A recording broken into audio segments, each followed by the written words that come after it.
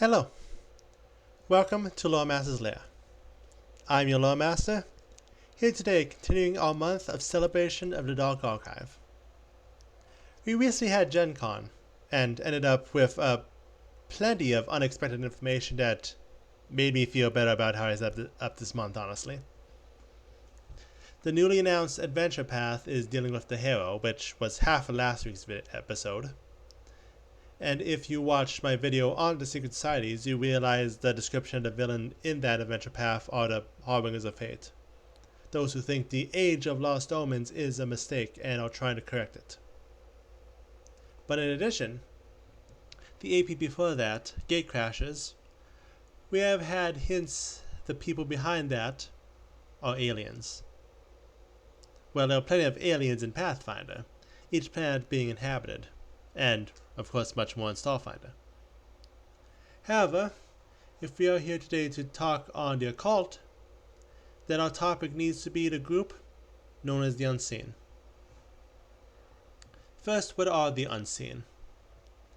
There are three unrelated groups of aliens who share one thing in common. We know nothing about them. Heck, those who think they exist are usually criticized as loons, including those who believe in one of the others. Where they come from is unknown. What their end goal is unknown. Almost everything is speculation. And of course based on Starfinder information. Though Reptoids were in 1E, and even playable, by the way. But the most complete information we have is from Starfinder. So we are going to be there today. First, we have the classics, known as the Greys. They are known as such by their pale gray skin and the fact we have nothing else to call them. They are relatively short and spindly. They have long, gripping fingers, a giant head, and a mouth too small for anything to fit in, even food, mysteriously. But what is most noticeable is their inhuman precision. They show no emotion, and when they move, it is always from a stiff, waiting position to quick bursts of movement, leading many to speculate they are not actually creatures, but constructs that serve as the masks of other creatures. Considering every Grey which is even slightly compromised detonates its own head, we may never know. Greys are mainly known for their secrecy. They work hard to keep everything about them a secret, as the above head bomb tells you. While some parts of the other Unseen can be determined from bringing together scattered reports, for Greys, we have that they exist and their basic appearance. Nothing more. Whenever there is a recording of them made, it ends up lost. Even copies hidden away in secret backups end up wiped in short order. And of course, any journals they find end up edited. It is no surprise those who chase Greys end up being seen as crazy. Greys' main form of interaction with other species is abduction. Many find themselves with vague memories of lying on an operating table with the Greys looking down upon them. Most of the others simply have a bruise or a scar which they have no memory of. Or, on some operations, strange implants that Greys forgot to take out. No one knows the purpose of these operations, though it is noted that the Greys treat other species as they are more than specimens, caring little for pain or dignity. The mysterious fact they are abducted or returned to their place of origin, or that there are many times that they are cured of serious ailments, has led to much debate about their supposed altruism, or their hidden motives. And what is it the Greys want? Well, each of our Unseen has experts who speculate on such. Are there methods of collecting data so they can launch an invasion? Are there experiments a way to create some sort of hybrid, combining either their own DNA or, if the construct theory is true, the DNA of the ones who created them? Are they working to replace people in power with replicas they can control? Or is the galaxy just one big experiment for them? Next on our list is reptoids. They are lizardmen, green, bald, and 5 to 6 foot.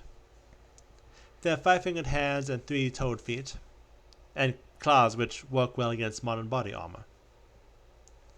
However, what reptiles are famed for is not what they do look like, but what they can look like. They have natural shape-shifting abilities, able to pass for a small to large creature, and do so an indefinite amount of time. We are talking of a creature with the power to replace someone for years, and no one being the wiser. And whenever they do get found out, a capsule of poison or a hidden weapon keeps them from giving anything away. Reptoid's main strategy is control. They infiltrate positions of power, or other positions which give them some level of control while remaining in the shadows. As with all the unseen, the end goal is unknown.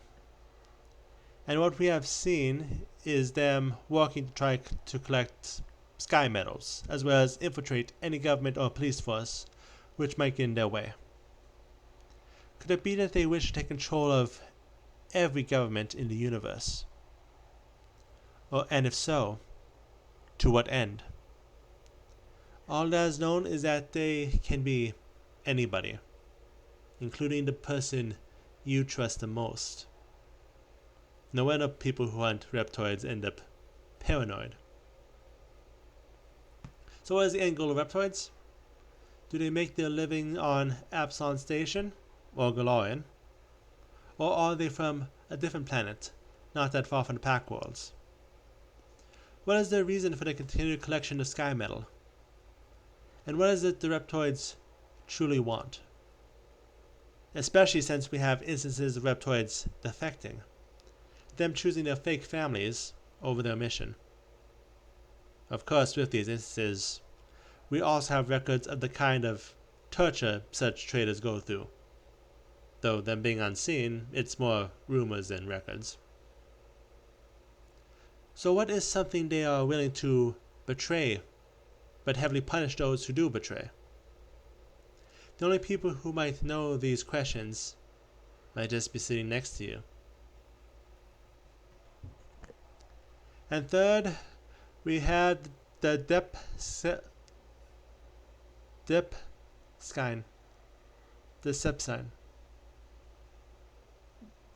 Fungus things. They are fungus which take control of the bodies of other creatures. I'm not going to be able to mouse the name. Shoot. Starting as spores, they eventually grow into thick purple strands of mycelium, which replace the nervous system. If allowed to grow long enough, eventually the infected will be able to grow a stalk on the back of their neck, allowing them to produce their own spores to be spread. Signs of infection include yellow-green veins around one's eye and strong breath.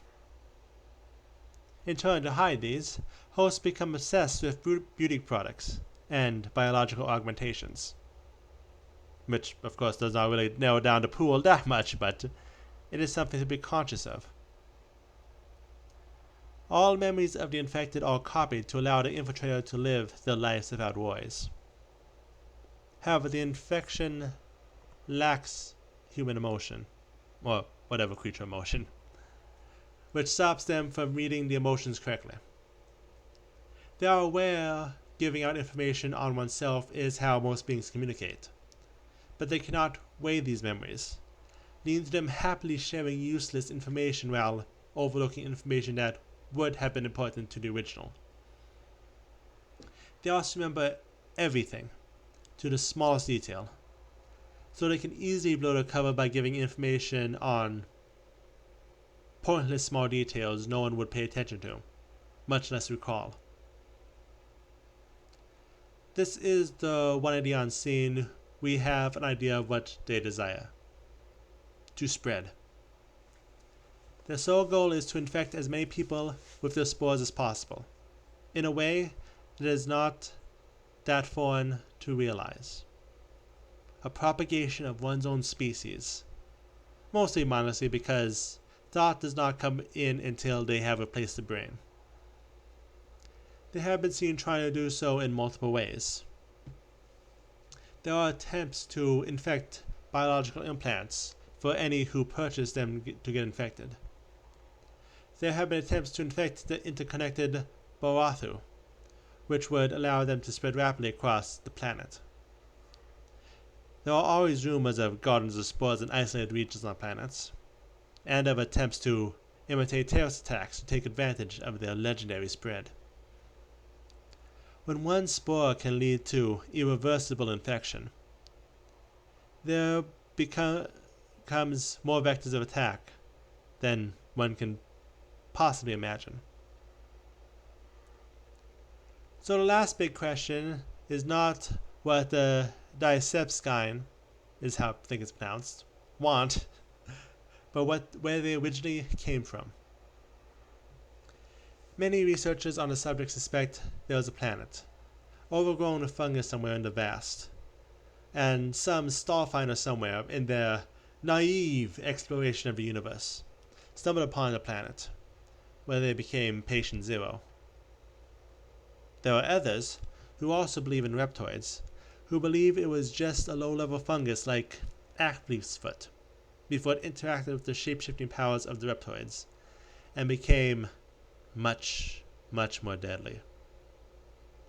Regardless of where it comes from, the spread continues, with vigilance being the only way to ensure the infection does not end all civilization as we know it. So, that is 3 of the unseen. But the question will always be if there are more like them out there. What other creatures lurk in the void of space? What other conspiracies are actually built on the truth? What makes the unseen is that they are unknowns which only show themselves in conspiracies. So the fact more than exists in our philosophies may be out there is always something we need to ask ourselves. But for now, thank you for taking the time to listen to the scatterings of information we have on these 3. Going back to the beginning, I expect gate crashes to deal more with the fact that elves are aliens than with the unseen, but I can hope. Next week, we end our celebration of the Dark Archives with a look at more unknowns you should fear. See you then.